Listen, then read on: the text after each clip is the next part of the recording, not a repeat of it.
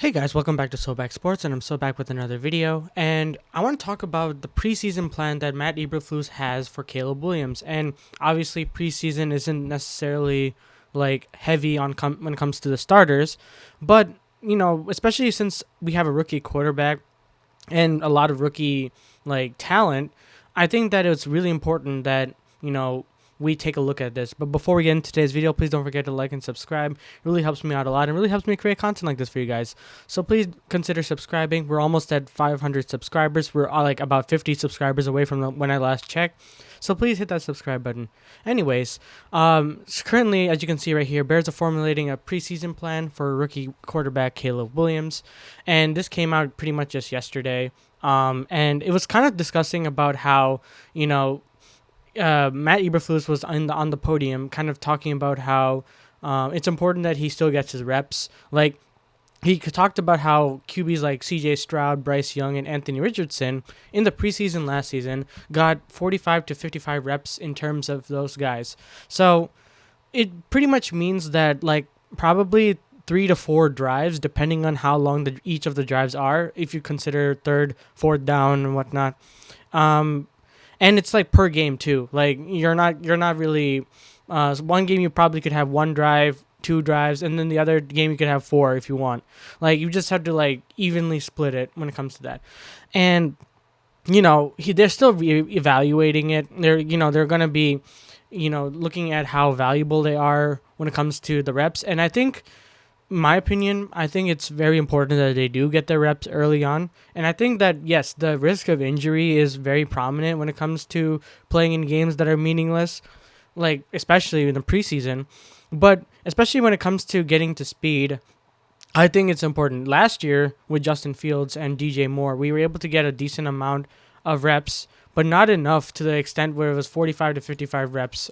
We had a couple of touchdowns and whatnot, but we used that as oh, they're ready to go, we're firing on all cylinders. But then they came out against the Green Bay Packers and fell really short and very flat, to be fair. And especially with training camp going on too, it's kind of valuable if you think about it, with games that are interwoven, between these preseason games and training camp, that you take advantage of, teams that aren't really playing their starters, but it's good for rookies to get a sense of what an NFL game is like, because the pacing obviously isn't the same in preseason to the regular season. They're definitely faster paced. I remember when Justin Fields, when he was a rookie, said, "Oh, it's very slow out there." Obviously, because it's the preseason. You're not going to get anything crazy.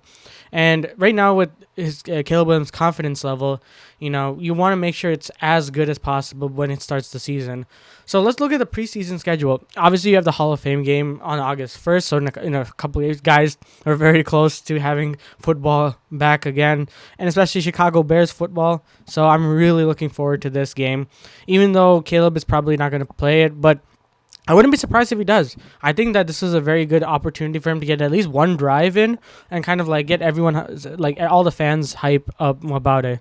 Then the Bengals are their only home game of this preseason, and then at the Chiefs. So all these 3 are very decent opportunities to get some reps. They're all playoff caliber or even Super Bowl caliber teams that we're getting the preseason. Last year we got the Titans. I forgot the rest of them. I think the Bills were again one of the options. Yeah, but it wasn't necessarily anything crazy. Obviously, Mahomes is probably going to play one of these drives and Burrow is probably playing a drive. Josh Allen's playing a drive. But I think it's still very important that we take it. And also I forgot to mention joint practice with the Cincinnati Bengals. Before the 2 days of the preseason game at Soldier Field. So it's going to be interesting to see, because I don't think we've had a joint practice in a while. And the fact that we do is going to be... Oh, no, not in a while. Excuse me. We had one with the Colts last year.